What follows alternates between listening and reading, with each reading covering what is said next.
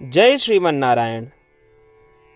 अगली टिप्पणी जौन हम कहब उ रामानुजदास श्रीमान गट्टू वेणुगोपाल स्वामी द्वारा बताई गया है। अध्याय 13 क्षेत्र क्षेत्रज्ञ विभाग योग श्लोक 30। यदा भूत पृथग्भावम् एकस्थम् अनुपश्यति तत एव च विस्तारं ब्रह्म संपद्यते तदा ओम।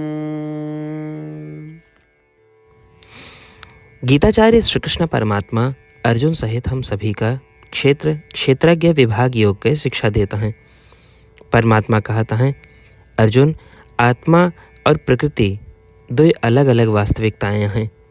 सभी प्राणियों की उत्पत्ति होती है और प्रजनन भी आत्मा और प्रकृति या शरीर के परस्पर क्रिया से होते हैं, जबकि परिवर्तन शरीर में होते हैं, वे आत्मा में नहीं होते हैं।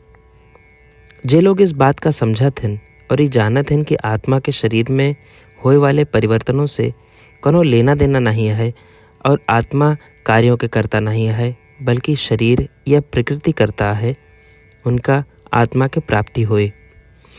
उनका ये अनुभव होए कि आत्मा शुद्ध ज्ञान के स्वरूप है। इस प्रकार श्री कृष्ण परमात्मा हमका इस स्पष्ट समझ रखे की सलाह देता है कि शरीर में होए वाले परिवर्तन आत्मा के नहीं हैं।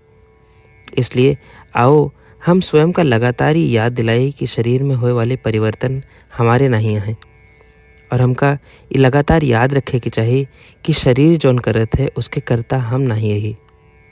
श्री कृष्ण परमात्मा की शिक्षाओं पर ध्यान करते हुए आओ हम श्रीमन नारायण का प्राप्त करे के लक्ष्य रखते हुए अपने शरीर के सर्वोत्तम उपयोग करब शुरू करी।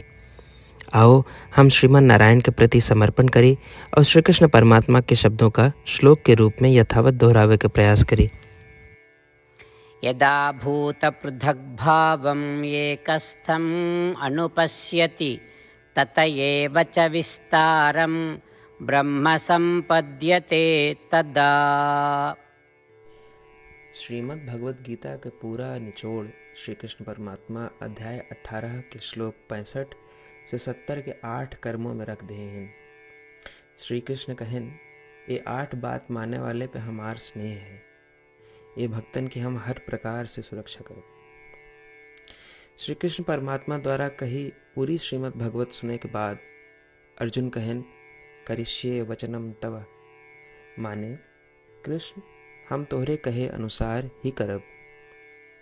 यह कारण कृष्ण अर्जुन पे हर तरह की विजय और सफलता के अनुकंपा करें।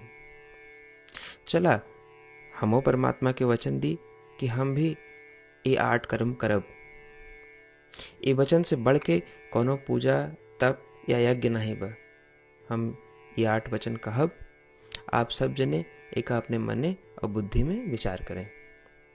इस प्रकार श्री कृष्ण के निज वचन देत समय परमानंद से प्रकाशित श्री कृष्ण के मुखमंडल के अनुभूति भी करें। जय श्रीमन नारायण। हमारे 8 वचन ये हैं। हमार प्रथम वचन, हे श्रीमन नारायण, आपके निर्देशानुसार हम आपके ध्यान और चिंतन करब। हमारा दूसर वचन, हे श्रीमन नारायण, आपके समझाए अनुसार हम सदा आपके भक्त रहब। हमारा तीसर वचन, हम अपन सारा कर्म आपके संतोष और सेवा के लिए ही करब। हमारा चौथा वचन, जैसा आप कहें, हमका पूरा विश्वास है कि हम आपके हैं और हम सदा आपका करबद्ध नमस्कार व पूजन करब।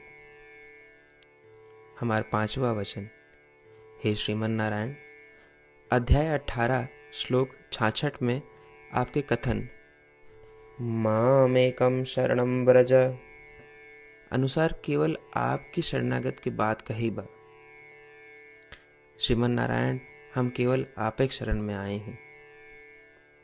हमारा 6वां वचन, हे श्रीमन नारायण, अध्याय 18 श्लोक 66 में आपे कहे माँ शुचः, मैं आपके शोक न करे के उपदेशानुसार हम शोक न करब। हमार 7वां वचन, हे श्रीमन नारायण, आपने हमरे खातिर श्रीमद् भगवत गीता दे के हम पे बड़ी कृपा की है। हम नियम से एक श्लोक रोज सुनब या पढ़ब। हमारा 8वां वचन, हे श्रीमन नारायण, आपने सारे लोग के लिए गीता दी है। जे भक्तन गीता के बारे में नहीं जानतन, हम उन तक आपके अलौकिक बतिया पहुंचावे के प्रयत्न करब। अबही हम परमात्मा से अपन 8 वचन बताए। श्रीमन नारायण कया वचन देव कि हर दिन जैसा वो कहे हैं हम वैसन करब, यह एक महान पूजा है। आवा हम अपने अडिग विश्वास के साथ उनका अपन वचन दी कि हे श्रीमन नारायण, आप जैसा कही हैं हम वैसन करब, जैसा आप चाहिए वैसा ही व्यवहार करब और हम केवल आपे के लिए काम करब। श्रीमन नारायण करिष्ये वचनम तब, माने श्रीमन नारायण हम आपके निर्देशानुसार कार्य करब। सर्वम श्री कृष्णार्पणमस्तु। जय श्रीमन नारायण। यदा भूत पृथग्भावम् एकस्थम् अनुपश्यति तत एव च